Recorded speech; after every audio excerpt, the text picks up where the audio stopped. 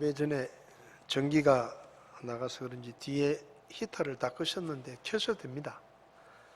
좀 추우시니까 히터를 좀 트셔서 히터 전기하고 또 여기 전기는 다른 배전반에 있는데 여기 전기가 지금 문제가 있어가지고 예배 전에 잠깐 소동이 있었습니다. 날씨가 많이 추운데 또 히터까지 끄시면 또 추우시니까 이 시간 자리에서 일어나셔서 하나님의 말씀을 함께 보시겠습니다. 누가복음 2장 1절에서 12절까지 말씀을 우리 한 목소리로 같이 읽도록 하겠습니다. 누가복음 2장 1절에서 12절까지 말씀입니다. 같이 읽겠습니다. 그 무렵에 가이사르 아우구스투스가 칙령을 내려 온 세상이 조세 등록을 하게 하였는데 이 조세 등록은 구레뇨가 시리아의 총독이었을 때 처음 한 것이더라. 모든 사람이 조세 등록을 하러 저마다 자기의 도시로 가매 요셉도 다윗의 집과 혈통에 속하였으므로 갈릴리의 나사렛 시에서 나와 유대로 올라가 베들레헴이라는 다윗의 도시에 이르러 자기가 정혼한 아내 마리아와 함께 조세 등록을 하려 하였는데 그녀가 아이를 베어 배가 불렀더라. 이처럼 그들이 거기 있을 때 그녀가 해산할 날들이 다 차매 그녀가 자기의 맏아들을 낳아 포대기로 싸서 구유에 뉘었으니 이는 여관에 그들을 위한 방이 없었기 때문이더라. 바로 그 지역에서 목자들이 들에 거하며 밤에 자기 양떼를 지키더라.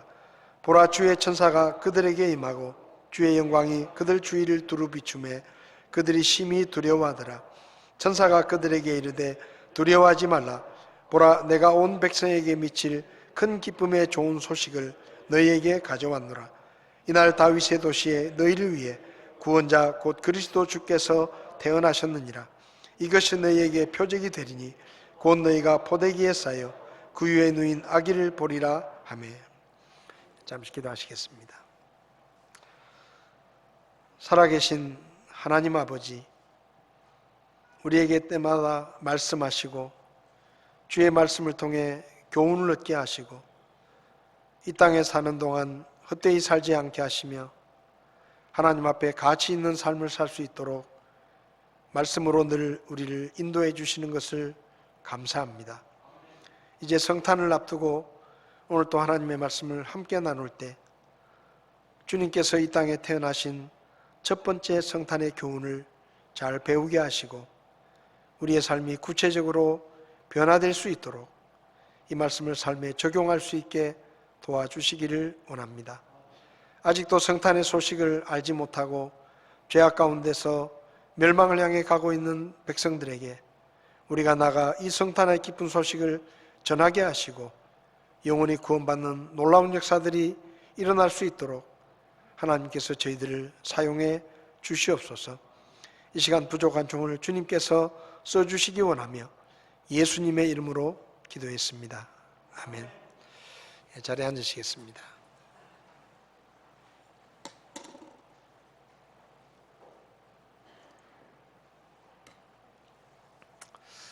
성탄의 계절이 되면 예전에는 성탄이 왔구나 하는 것을 한 달 전부터 느낄 수 있을 만큼 길거리에는 크리스마스 캐롤이 울려 퍼지고 또 가게들마다 또 교회들마다 크리스마스 트리를 만들어 놓고 수많은 사람들이 거리를 다녔는데 요즘은 저작권 때문에 그런지 가게 바깥으로 크리스마스 캐롤을 틀어놓는 경우를 거의 보기가 힘들고 카페나 이런 곳에 가도 성탄절 음악보다는 다른 음악들이 흘러나옵니다.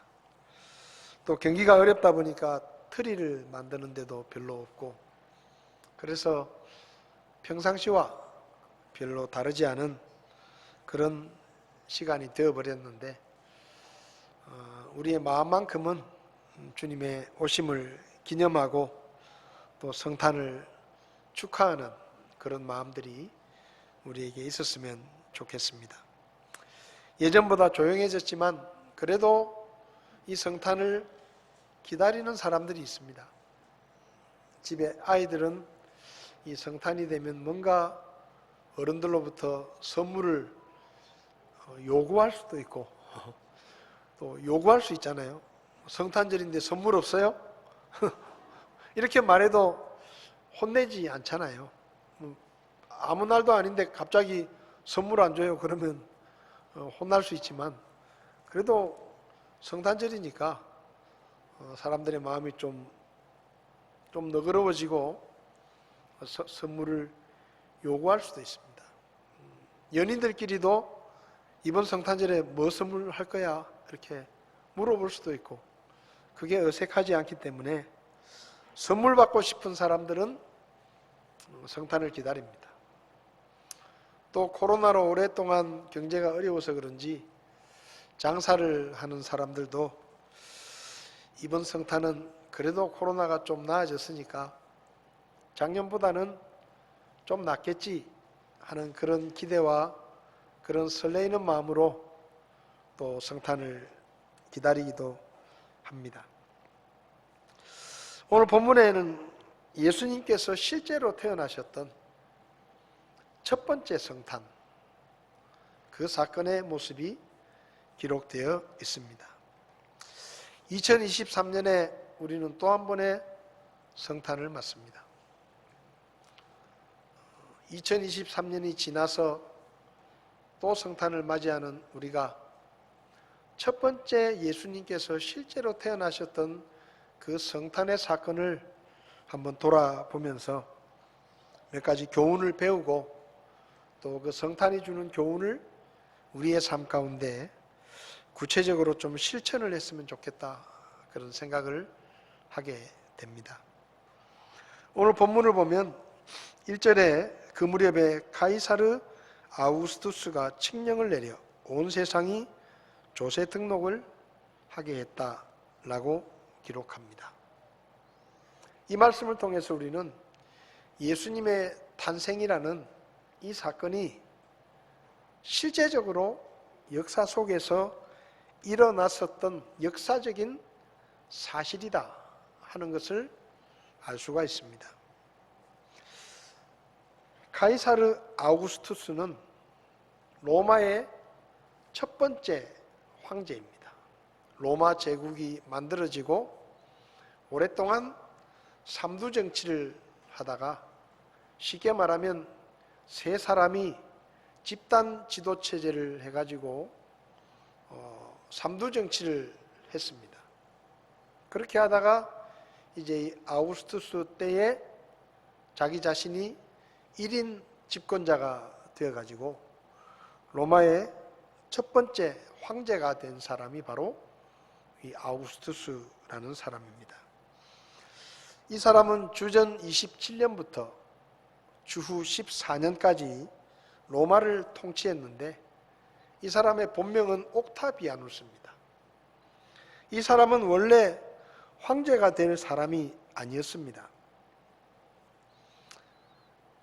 당시에 삼두 정치를 할 때 이 세 사람의 지도자 가운데 율리우스 카이사르라는 사람이 있었는데, 이 사람의 누나의 딸의 아들이 이 옥타비아누스입니다. 그러니까 족보로 따지면 율리우스라는 삼두 그 세 사람의 지도자 중에 한 사람인 사람의 외증손자였습니다. 근데 18살 되던 해에 율리우스 카이사르가 암살을 당합니다. 그래서 삼두 정치를 하다가 암살을 당하니까 이 사람의 후계자가 있어야 되는데, 마침 이 율리우스에게는 대를 이을 만한 아들이 없었습니다. 그래서 이 율리우스가 유언장에다가 내가 죽으면 내 외증손자인 옥타비아누스에게 내 후계를 맡겨라 하고 이제 유언장을 써놓아 가지고 이 18살 된 이 옥타비아누스가 졸지에 자기 외할아버지죠. 할아버지의 그 후계가 됩니다. 그래서 정치에 입문을 해서 삼두 정치에 참여를 하게 됩니다. 그리고 주전 31년에 악티움 해전이라는 큰 전쟁에서 승리를 해서 위상을 높이게 되고, 그리고 주전 30년에는 로마의 최고 사령관 자리에 오릅니다. 그렇게 승승장구하다가 주전 27년에 로마의 원로원으로부터 아우구스투스라는 이름의 칭호를 받습니다. 근데 이 아우구스투스라는 말의 뜻이 존엄한 자라는 뜻입니다. 존엄한 자. 어디서 많이 들어보셨죠? 존엄. 북한에서 최고 존엄이라 그러잖아요. 최고 존엄. 그러니까 이 원로원에서 이 사람에게 존엄한 자라는 칭호를 주었는데, 그게 이제 이 사람이 로마 제국 전체의 1등 시민, 첫 번째 시민이 되었다라는 그런 뜻입니다. 그래서 이제 그때부터 이 사람이 황제가 됩니다. 로마 제국 전체의 황제가 되는데, 이때부터 이제 로마의 황제 시대가 시작이 되는 것이죠. 그 앞에는 원로원을 중심으로 한 삼두 정치의 공화정이었는데, 이제 이때부터 황제의 제국이 되는 것입니다. 그래서 이제 로마의 초대 황제가 되어서 거의 북한의 김일성이처럼 신적인 추앙을 받습니다. 그래가지고 그때부터 이 사람이 뭘 하는가 하면 로마 전역에 자기 이름으로 된 황제의 신전을 만듭니다. 황제의 신전을 만들어 가지고 일반 국민들이 황제를 신처럼 떠받들 수 있도록 그렇게 자기를 우상화하는 작업을 하게 되고, 지금도 그 로마가 통치하던 지역에 가면 이 옥타비아누스의 신전들이 여러 곳에서 유적으로 발견이 됩니다. 황제가 된 다음에 로마 제국에 쉽게 말하면 이 기반을 잘 다지기 위해서 한 일이 뭔가 하면 인구조사를 하는 겁니다. 인구조사. 로마라는 이 제국에서 세금을 우리가 해마다 얼마나 거둘 수 있느냐. 로마는 인두세거든요. 한 사람당 세금이 매겨지니까 인구를 파악하는데, 그 인구를 파악하기 위해서 명령을 내렸는데, 그 명령에 따라서 이제 쉽게 말하면 요셉이 자기 고향인 베들레헴에 가서 이제 호적을 하게 되었습니다. 그러니까 실제 이 예수님의 탄생 이야기는 이 옥타비아누스, 아우구스투스라는 로마의 첫 번째 황제가 인구조사를 몇 차례 했는데, 그 몇 차례의 인구조사 중에 한 번이 예수님의 출생과 관계되어 있는 인구조사다라는 것을 기록을 통해서 살펴보면, 예수님이 태어나신 이 사건이 성경에 가이사르 아우구스투스, 그러니까 이 원래는 이 사람이 가이사르라는 성을 안 쓰는데 가이사르라는 성을 율리오에게 물려받게 되고, 그때부터 로마 황제를 일컫는 이름이 가이사가 된 겁니다. 가이사라는 이름을 쓰게 된 것이 로마의 첫 번째 황제가 가이사르라는 이름으로 썼기 때문에 로마 황제를 그렇게 고유명사로 부르게 되었는데, 이 사람이 이제 인구조사를 한 일이 예수님의 출생과 연관되어 있다라고 성경에 기록하는 것이죠. 그러니까 예수님의 이야기가 성경에 나오는 무슨 소설 속에 나오는 그런 이야기가 아니라 역사적인 기반을 바탕으로 한 실제로 역사 속에서 일어났던 사건이다 라는 것을 알 수가 있는 것이죠. 재밌는 것은 원래 예수님은 요셉과 마리아는 나사렛이라는 곳에 살았습니다. 거기서 결혼을 했고 거기서 신혼살림을 차렸고 요셉은 나사렛에서 오랫동안 목공소를 하면서 목수일을 했습니다. 그러니까 아무 일이 없었다면 예수님은 당연히 나사렛이라는 도시에서 태어나셨을 것입니다. 근데 이제 아이를 출산할 때쯤 돼가지고 황제가 명령을 내려가지고 어쩔 수 없이 베들레헴이라고 하는 곳으로 가야 했다는 것이죠.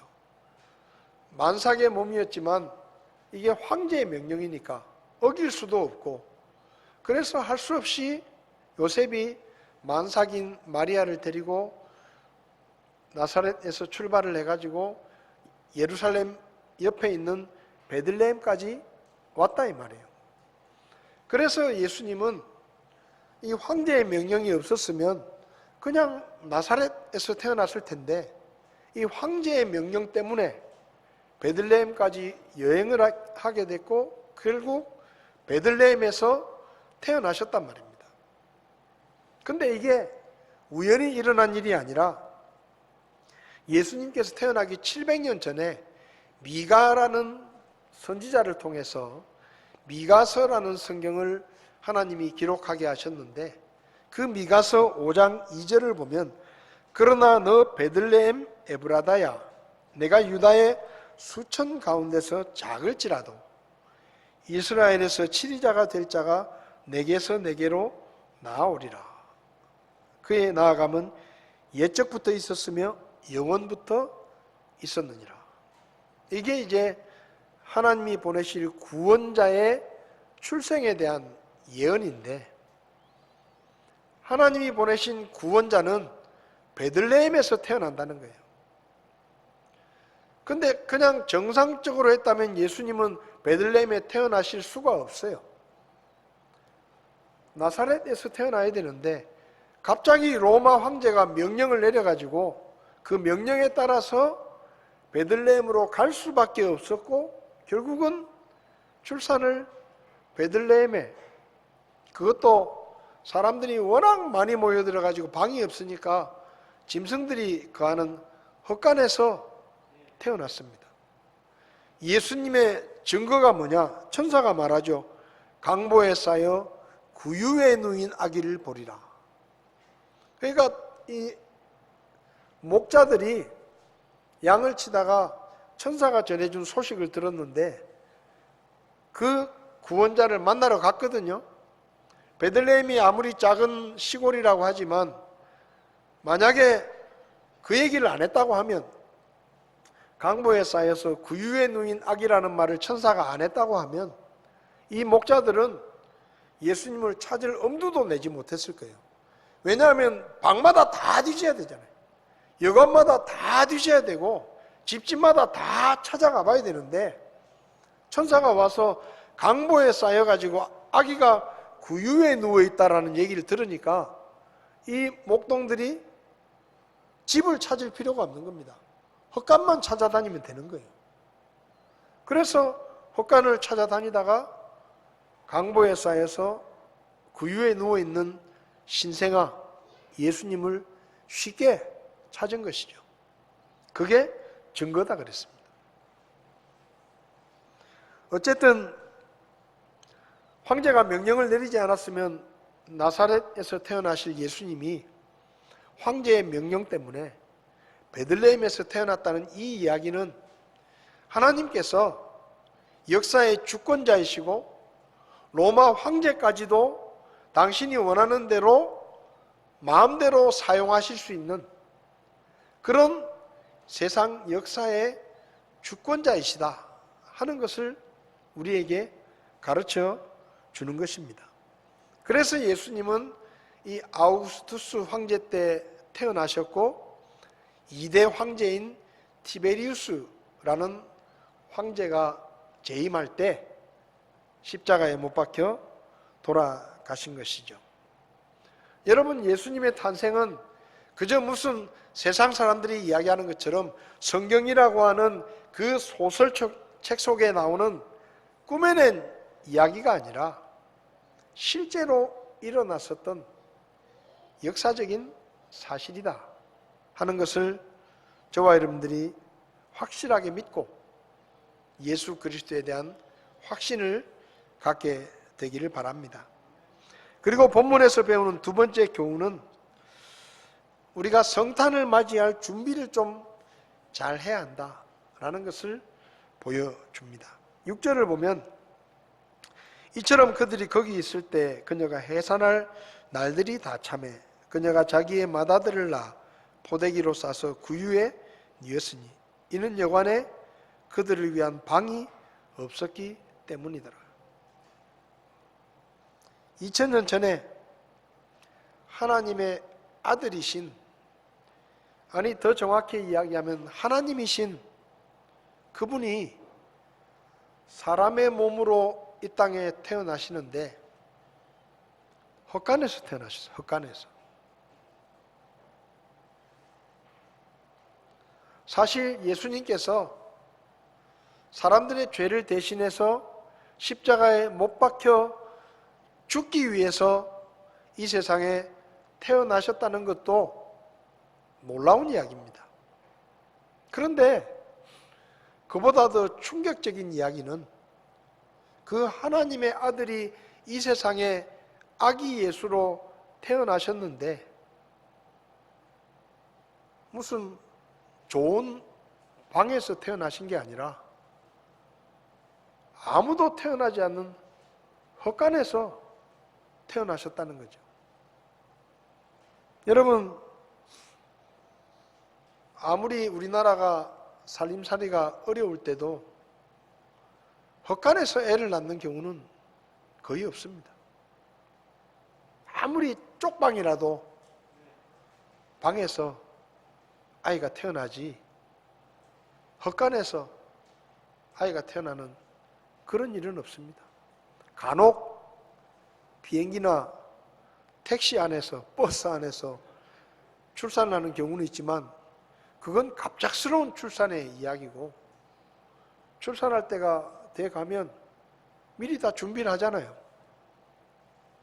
아이가 태어날 방을 잘 준비하고 산모가 출산할 경우를 대비해서 준비를 단단히 하고 그렇게 아이가 태어납니다. 요즘은 집에서 아이가 태어나지 않고 주로 병원에서 태어나죠. 얼마나 시설이 좋습니까? 겨울에 아이를 출산해도 추운 데서 태어나지 않습니다. 따뜻하고 좋은 환경에서 아이들이 태어나죠. 또 요즘은 또 산후조리원에 가가지고 얼마나 호강을 하면서 큽니까? 에? 아이들 입장에서 보면 그런 거예요. 호강하면서 커요. 간호사의 돌봄을 받으면서 귀하게 큽니다. 여러분 중에 혹시 헛간에서 태어나신 분이 계신가요? 저는 헛간 출신입니다. 손 들어보세요. 아무도 없으시죠? 누가 헛간에서 아이를 낳겠습니까? 근데 하나님의 아들이신 그분이 이 땅에 오시는데 방이 없어서 헛간에서 그렇게 초라하게 태어나셨습니다.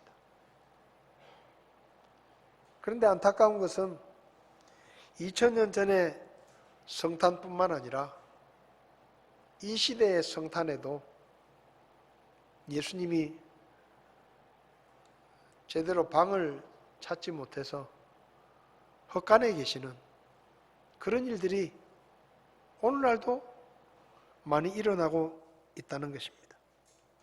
성탄이 되면 교회마다 사람들이 모여서 온갖 행사를 하고 분주하고 여러 가지 행사를 준비하면서 마음이 분주합니다.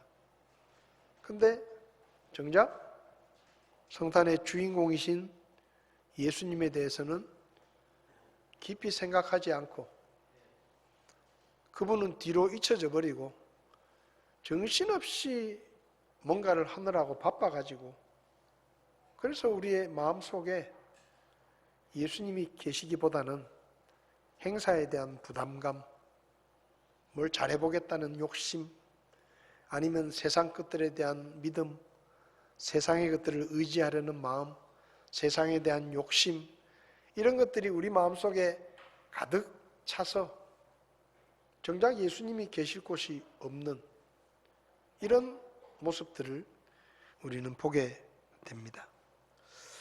또 한 번의 성탄을 맞습니다. 지금 예수님은 여러분 마음속 어디 계신가요? 예수님, 제가 예수님을 처음 모실 때는 주인으로 모셨고 안방에 모셨지만 살다 보니까 제발 제 인생에 간섭하지 마세요. 귀찮아요. 잔소리 좀 그만하세요.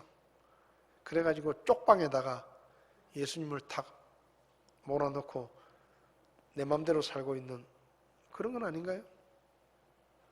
처음에는 막 그분이 구원자니까 고맙고 감사해가지고 예수님을 사랑하고 예수님을 내 마음의 중심의 보좌에 앉혀드리고 안방까지 내드렸는데 좀 지나고 나니까 그게 시들시들해가지고 마치 손님 대하듯이 그냥 구석방에 예수님을 모셔놓고 좋은 데는 그냥 내 생각과 내 욕심과 세상의 것들로 가득 채워놓고 그렇게 살고 있지는 않은지. 성탄이 돼도 예수님 생각보다는 선물 생각, 한몫 장사가 잘 돼야 될 텐데 이런 생각들, 세상의 생각들, 이런 생각들이 우리 마음속에 가득 차 있어가지고 정작 예수님은 마음속에 계시긴 계시지만 그냥 오갈 데 없이 한쪽 구석에 쭈그리고 앉아 계신 건 아닌지 한번 우리 자신을 돌아봐야 할 것입니다. 아직도 예수님을 구원자로 믿고 영접하신 분이 없다면 예수님은 아직도 여러분 마음 밖에 계신 것입니다. 그분을 여러분의 마음속으로 모셔드려야 그게 진짜 성탄이 되는 거예요. 혹시 여러분 중에 아직도 예수님을 믿지 않는 분이 있다면 마음을 열고 예수님을 믿고 예수님을 여러분의 마음에 있는 방으로 지금 밖에 계신 예수님을 모셔드리기를 바랍니다. 그리고 이미 구원받으신 분들은 혹시 여러분의 마음속에 2023년 성탄에 예수님을 모실 곳이 없어가지고 그냥 한쪽 구석에 아니면 여러분 마음에 있는 헛간에 예수님이 계시지 않은지 한번 여러분의 마음을 돌아보시기 바랍니다. 요한계시록 3장 20절을 보면 보라 내가 문에 서서 두드리노니 누구든지 내 음성을 듣고 문을 열면 내가 그에게로 들어가 그와 함께 만찬을 먹고 그는 나와 함께 먹으리라 라는 말씀이 있는데 어떤 사람들은 이 말씀을 믿지 않는 사람들에게 하신 말씀이라고 생각하면서 예수님이 지금 문 밖에 서서 두드리고 계시니까 마음의 문을 열고 예수님을 믿고 받아들여라 이런 뜻으로 이 구절을 이야기하는데 이 구절은 믿지 않는 사람들에게 하신 말씀이 아닙니다. 이 말씀은 라오디게아 교회 성도들에게 하신 말씀입니다. 3장 17절을 보면 이는 내가 이르기를 나는 부자라 내가 재산을 불렸으니 아무것도 부족한 것이 없다 하면서 내 비참한 것과 가련한 것과 가난한 것과 눈먼 것과 벌거벗은 것을 알지 못하기 때문이라 라고 라오디게아 교회 성도들을 책망하십니다. 이게 뭔가 하면요 라오디게아 교회 성도들이 예수님을 받아들였지만 세상 재물이 많아지니까 예수님보다 그 세상 재물을 믿고 의지하는 마음이 마음속에 가득 차 있어가지고 이제 평생 먹고 살 만한 게 있으니까 이제 부족한 게 없다. 이제 나는 하나님이 필요 없다. 하나님이 안 도와주셔도 된다. 예수님의 도우심이 필요 없다. 나는 얼마든지 내 힘으로 살아갈 수 있다. 이런 자만심과 교만심이 마음속에 가득 차버리니까 신앙이 식어져 버린 거예요. 그러니까 그들을 책망하기 위해서 하시는 말씀이 이 말씀입니다. 네가 나를 믿는다고 하면서 나보다 세상 재물을 더 의지하고 이제는 내가 필요 없다는 얘기냐? 나를 믿고 의지하지 않는구나. 네가 나를 내쫓았구나. 돈 때문에, 세상 것들 때문에 나를 외면하는구나. 그렇게 하지 마라 라고 책망하신 말씀이 요한계시록 3장 20절입니다. 너희들이 돈은 많이 벌었고 세상적으로는 부자가 됐을지 모르지만 그것 때문에 오히려 영적으로는 헐벗고 가난해졌고 하나님 앞에 황폐해졌다 라는 것을 책망하시는 거예요. 여러분, 여러분의 마음은 어떻습니까? 여러분의 마음이 혹시 라오디게아 교회 성도들처럼 처음 주님을 만났을 때보다 세상에 있는 돈, 내 능력, 내 재능, 내가 가진 것들을 의지하는 마음 때문에 예수님을 의지하는 마음이 점점 식어져 버리고 이제는 예수님 없어도 하나님이 도와주지 않아도 얼마든지 내 힘으로 잘 먹고 잘 살 수 있고 내 마음대로 살 수 있다 하는 그런 마음들이 우리 마음속에 있는 건 아닌지 한번 우리 자신의 마음을 돌아봐야 됩니다. 그게 방이 없는 거예요. 방이 없는 거예요. 그게 우리 마음속에 방이 없는 겁니다. 예수님을 모실 방이 없는 거예요. 있더라도 그냥 그 쪽방에 한쪽 구석방에 내가 안방을 차지하고 있고 내 마음의 중심에는 다시 내가 돌아와 있고 나를 위해 십자가에 못 박혀 돌아가시고 자기 목숨을 내어주신 그분은 처음 믿을 때는 그분이 내 인생의 주인이었고 내 인생의 왕이었고 아침에 우리 찬송했잖아요. 예수 우리 왕이여 내 마음에 좌정하십시오 하고 내 마음에 보좌를 내어드렸는데 시간이 지나니까 이제 뭐 나는 천국 가는 티켓은 받아놨고 언제든지 죽으면 천국 갈 수 있으니까 이제는 이 세상에서 잘 먹고 잘 사는 게 더 중요해. 그래서 우리 마음속에 안방에서 예수님을 사랑방으로 내쫓아버리고 내가 안방을 차지하고 살고 있는 건 아닌지 성탄을 맞이하면서 한번 돌아볼 필요가 있습니다. 아직도 내 마음의 중심에 그분이 나를 다스리는 주님으로 왕으로 나를 통치하고 계시는가? 아니면 이미 왕자에서 예수님은 쫓겨났고 내가 왕이 돼서 내 마음대로 내가 하고 싶은 대로 내 돈 가지고 내가 쓰는데 무슨 상관이냐? 내 시간 가지고 내가 쓰는데 무슨 상관이야? 내 건강 가지고 내 몸 가지고 내가 하고 싶은 거 하면서 살겠다는데 누가 뭐라 그랬어? 그런 마음으로 살고 있진 않은지 내가 주인인 것처럼 한번 돌아봐야 됩니다.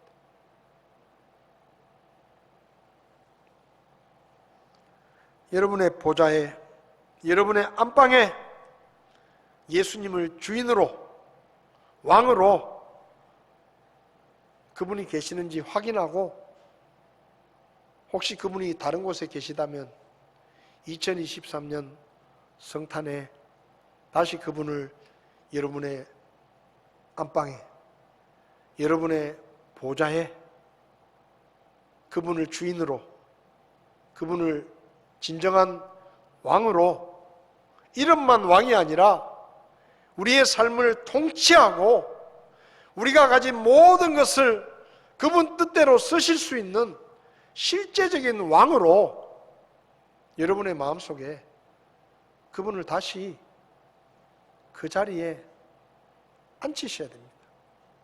그게 성탄이에요. 혹시 예수님이 여러분의 마음속에 헛간에 머물러 계시진 않은지 한번 돌아보셨으면 좋겠습니다. 그리고 세 번째로 오늘 본문을 통해 우리가 배우는 교훈은 예수님의 탄생 소식을 세상에 전해야 한다는 것입니다. 10절부터 보면 천사가 그들에게 이르되 두려워하지 말라. 보라, 내가 온 백성에게 미칠 큰 기쁨의 좋은 소식을 너희에게 가져왔노라. 이날 다윗의 도시에 너희를 위해 구원자 곧 그리스도 주께서 태어나셨느니라. 베들레헴 근방에서 양을 치던 목자들에게 천사가 가서 예수님의 탄생 소식을 전했습니다. 천사가 예수님의 탄생 소식을 전하면서 온 백성에게 미칠 큰 기쁨의 좋은 소식이 너희에게 내가 전하러 왔다 라고 말합니다. 여러분, 우리가 세상에서 듣는 기쁜 소식은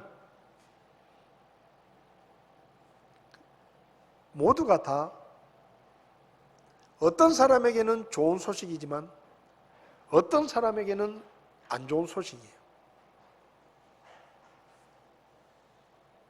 얼마 전 월드컵 4강전에서 프랑스가 아프리카의 돌풍을 가지고 온 모로코라는 나라를 2대0으로 이기고 결승에 진출을 했습니다. 60년 만에 2연속 우승을 노리는 프랑스. 아프리카 국가 사상 처음으로 4강에 진출하는 돌풍을 일으키면서 결승행의 꿈을 꾸고 있었던 모로코. 두 나라가 붙었어요. 프랑스가 이겼습니다. 사실 프랑스는요, 이번 월드컵에서 굉장히 냉담했던 나라 중에 하나입니다. 카타르의 인권이 심각하고 그 사막에 월드컵 경기장을 지으면서 수많은 사람들이 목숨을 잃어가지고 이렇게까지 하면서 월드컵을 해야 되느냐. 그래서 프랑스 전체적으로는 월드컵을 보이콧하자라는 말이 나올 정도로 카타르 월드컵에 부정적이었습니다. 그래서 관중들도 별로 안 왔습니다. 근데요, 이게 점점점 달라지는 거예요. 16강에 올라갔습니다. 8강에 올라가는 거예요. 4강에 올라가는 거예요. 이러다가 우리가 60년 만에 2개 대회 연속 우승을 하는 역사를 쓰는 게 아닌가, 그런 기대가 생긴 겁니다. 그러니까 이 4강 경기 때 프랑스 대통령까지 직접 와서 봤어요. 국민들도 평소에 전에는 거리 응원을 안 했어요. 안 하다가 냉담하고 비판하고 막 보이콧하자 이런 얘기까지 있었는데 16강에 올라가니까 생각이 달라지는 거예요. 그래서 여기저기서 응원을 합니다. 8강에 올라가니까 국민들이 카타르 월드컵을 막 욕하고 TV도 안 보기로 하고 막 이랬던 사람들이 이제 달라지는 거예요. 60년 만에 2개 대회 연속 우승이라는 기록을 세우면 자기 나라가 역사적인 나라가 되는 겁니다. 그래서 승리를 간절히 원했겠죠. 근데 모로코는 아프리카 국가 역사상 처음으로 4강에 올라왔어요. 이번에 모로코가 축구하는 걸 보면서 제가 깜짝 놀랐습니다. 이슬람 국가들이요, 사실은 지금까지 두 패로 나눠져 있었어요. 수니파와 시아파 갈등 때문에 이슬람 나라들이 자기들끼리도 싸우고 있었습니다. 이슬람 나라들끼리 서로 전쟁을 하고 죽이고 그랬거든요. 근데 이번에 모로코가 4강에 올라갔는데 모로코가 이슬람 국가예요. 그러니까 이번에 이 모로코가 4강에 올라간 것 때문에 전쟁을 하던 나라들이 전쟁을 멈추고 우리는 형제다 이러고 있고 지금. 예? 아랍 국가가 처음으로 올라간 거예요. 그러니까 같이 응원하는 거예요. 지금 이 모로코 때문에 아랍 국가들이 하나가 될 수도 있습니다. 이런 일이 일어났으니까 모로코도 결승에 올라가고 싶은 거예요. 근데 프랑스에 졌어요. 프랑스 국민들에게는 기쁜 소식입니다. 말할 수 없이 기쁜 소식이죠. 근데 모로코 국민들에게는 슬픈 소식이에요. 세상 일은 이래요. 세상에 좋은 일은 모든 사람에게 좋은 일이 별로 없어요.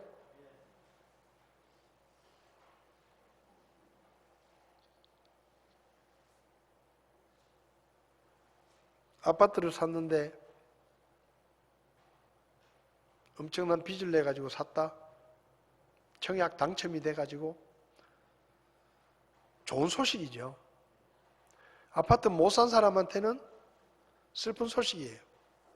근데 이게 지금은 거꾸로 됐어요. 대출 받아가지고 아파트 산 사람은 지금 울고 있고, 그때 떨어진 사람은 천만 다행이다 그러면서 지금 행복하게 그 엄청난 청약 경쟁을 뚫고 강남의 로또라고 당첨이 됐는데, 그래서 막 파티하고 막 시골에 사는 친척들이 축하하고 이랬는데, 지금은 대출 갚느라고 죽을 지경에 집값은 수억씩 떨어졌지.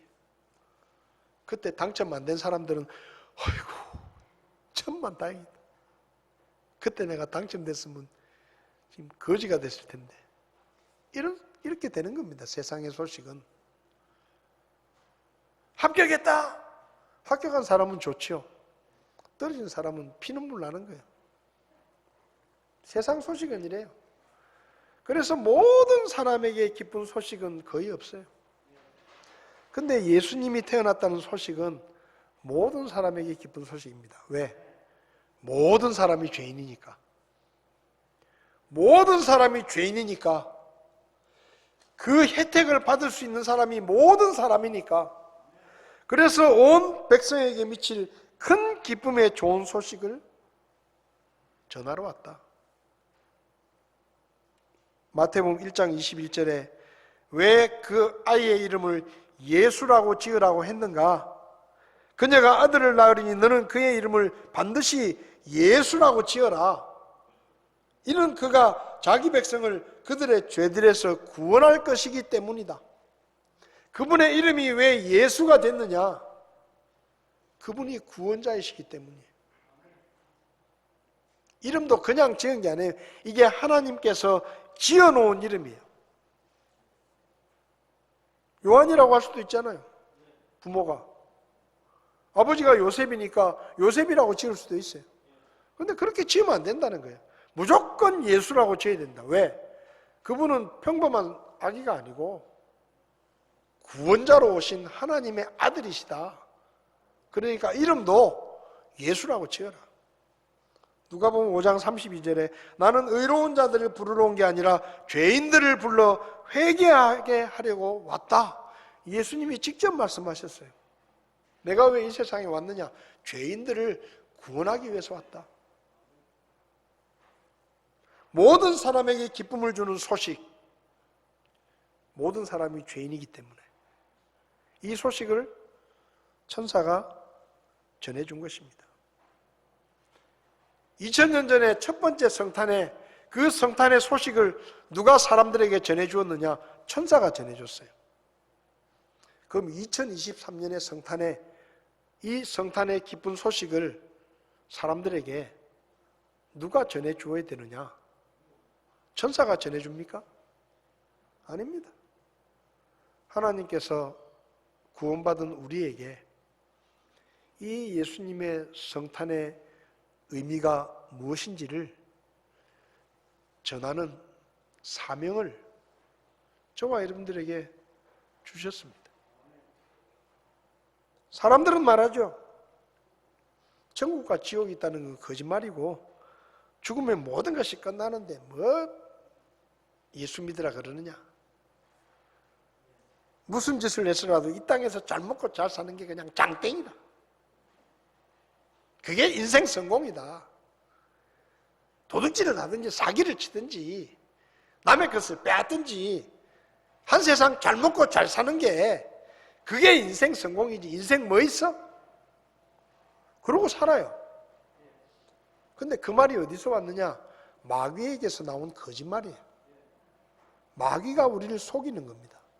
하나님은 천국과 지옥이 있다고 말씀하십니다. 마귀는 없다고 거짓말을 합니다.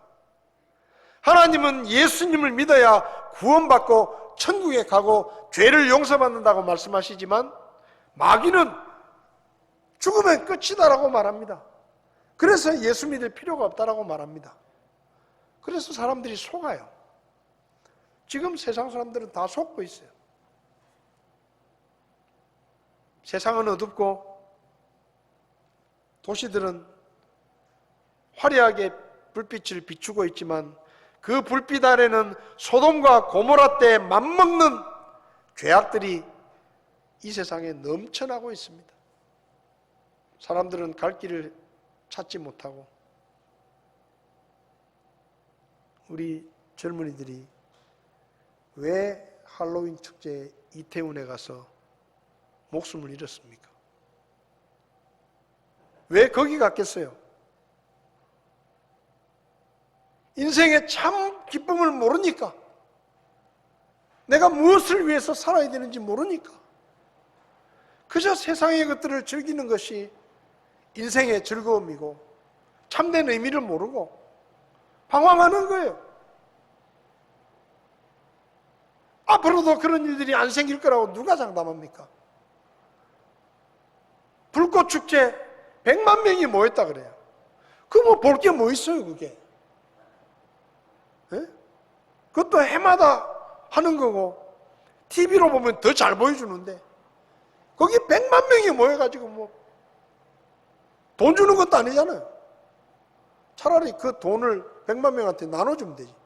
불꽃축제 하지 말고 60억씩 70억씩 들여가지고 불꽃축제를 하잖아요. 그 왜예요?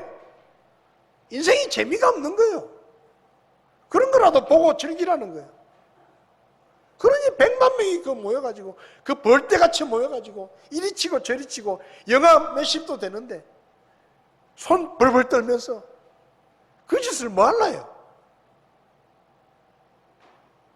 내가 왜 살아야 되는지, 무엇을 왜 살아야 되는지, 내 시간과 내 인생을 어디다가 바쳐야 되는지 모르니까 그냥 그렇게 세상 즐거움을 찾아서 주말이면 그 피곤한 몸을 이끌고 몇 시간 차가 밀리는데도 여행 갔다가 집에 올 때는 다시는 안 간다. 피곤해 죽겠다. 차가 막히니까 차 안에서 부부싸움 하지요. 그래가지고 다시는 안 간다. 근데 그 다음 주 되면 또 짐 싸고 있어. 그래도 가야 되는 거예요. 왜? 그게 인생의 낙이라고 생각하니까. 예수 믿어야 진짜 기쁨이 뭔지를, 우리가 왜 살아야 되는지, 우리가 이 땅에서 왜 믿음으로 살아야 되는지, 영원한 세계가 있다는 걸 우리가 알기 때문에 우리는 놀러 가기 싫습니까? 저도요, 주말에 가족들하고 놀러 가고 싶어요. 제주도 가가지고 바람 쐬고 설악산 가서 놀고 즐기고. 그렇게 안 살고 싶은 사람 어디 있어요? 근데 여러분 왜 교회 오셨어요? 따분하고 별 재미도 없고 매주마다 비슷한 설교 듣고, 그것도 뭐 진짜 현빈처럼 잘생긴 목사가 설교하는 것도 아니고, 뭐 매주 뭐 그 목사 그저 그렇게 생긴 목사가 설교하는데 뭐 매주 오세요. 한 달에 한 번 정도만 오면 되지. 응? 왜 우리가 이렇게 모입니까? 놀러 갈 줄 몰라서 여기 옵니까? 참된 기쁨이 어디서부터 오는지를 우리가 아는 거예요. 그럼 이 소식을 누가 전해야 됩니까? 2000년 전엔 천사가 전했지만 지금 이 시대에는 우리가 전해야 돼요. 여러분들 주변에 믿지 않는 친구들, 이웃들, 가족들, 아직도 성탄의 진정한 기쁨을 모르는 사람들, 그 사람들에게 우리가 성탄의 소식을 전해야 됩니다. 오늘 아침에 주일학교 아이들에게 설교하면서 그랬어요. 성탄절이 좋은 기회다. 친구들한테 가서 물어봐라. 성탄절이 무슨 날인지 아나? 예수님이 왜 태어났는지 아나? 내가 얘기해 줄 테니까 잘 들어라. 그리고 이번 주간에 최소한 한 명 이상에게 예수님의 성탄 이야기를 꼭 전하고 와라. 전할 사람 손 들어라니까 다 들더라고요. 2023년 성탄, 우리가 뭘 해야 되겠습니까? 선물 고르러 가고, 어디 가서 외식할까 식당 찾고, 인터넷으로 맛집 찾고, 오랜만에 친구들 만나서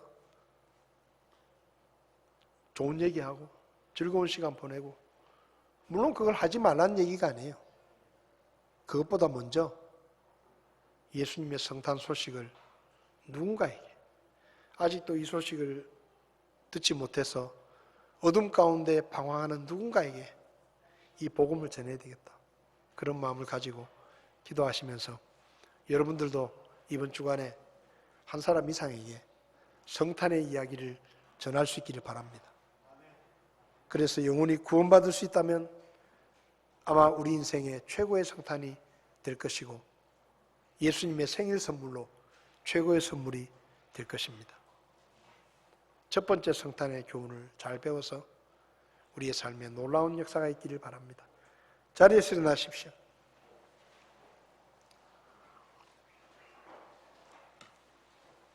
우리 115장 기쁘다 구주 오셨네. 이 찬송 생일이잖아요. 예수님의 생일이 다음 주인데 생일 축하 노래로 딱 좋은 노래입니다. 1절 찬송하시면서 여러분 마음속에 결심을 하십시오. 내가 이 찬송을 누군가에게 불러주리라. 이번 주간에 내가 이 찬송을 불러주리라. 예수님의 성탄은 그저 예수님이 태어나신 날이 아니라 구주 예수님이 오신 기쁜 날이다. 너도 만백성 맞으라. 너도 맞으라. 이 소식을 내가 이번 주간에는 기필코 한 사람 이상에게 내가 이 소식을 전하리라 하는 마음의 결심을 가지고 우리 1절 찬송하겠습니다.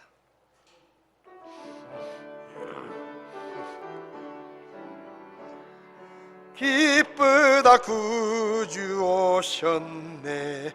만백성 맞으라. 온 교회여 다 일어나. 다 찬양하여라. 다 찬양하여라. 다 찬양하여라. 찬송 멈추시고 눈을 감으시겠습니다. 누군가 여러분 옆에 복음을 들어야 될 사람이 있다면 오늘 그 사람을 위해서 기도하고 이번 주간에 기회가 되는 대로 그 사람에게 내가 복음을 전하기 원합니다. 주님, 그 친구의, 그 가족의, 그 이웃의 마음을 열어주십시오. 그래서 이번 성탄이 진정으로 그에게 구원자 예수님이 태어나게 하는 새로운 성탄이 될 수 있도록 저를 써주십시오. 이번 성탄이 그런 성탄이 되기를 원합니다. 그렇게 기도하시기 바랍니다. 영혼의 열매로 주님 앞에 생일 선물을 드리는 그런 성탄이 되길 바랍니다. 저를 써주십시오. 저를 도와주십시오. 그렇게 기도하시기를 바랍니다.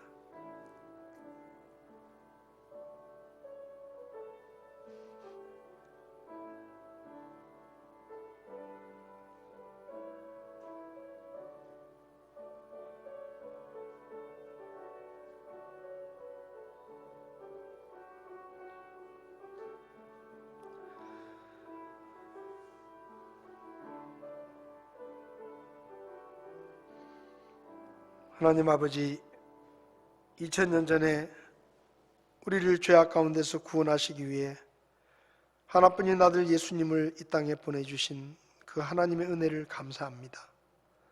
2023년 성탄을 맞으며 혹시 우리 마음속에 예수님을 헛간에 모셔두고 있진 않은지, 우리가 주인의 자리에 앉아있지 않은지 돌아보게 하시고 다시 주님을 우리 인생의 안방의 주인의 자리에 모실 수 있도록 도와주시옵소서. 그리고 이 기쁜 소식을 알지 못하고 세상에서 헛된 것들을 추구하며 피곤한 인생을 살고 있는 사람들에게 우리가 이 복음을 전하게 하시고 이 기쁜 소식을 전하게 하시고 2023년 성탄에 영혼의 열매로 구원의 열매로 주님 앞에 드릴 수 있는 성탄이 되게 저희를 써주시고 도와주시옵소서. 오늘도 저에게 주신 말씀을 감사드리며 예수님의 이름으로 기도했습니다. 아멘. 예배를 마치겠습니다.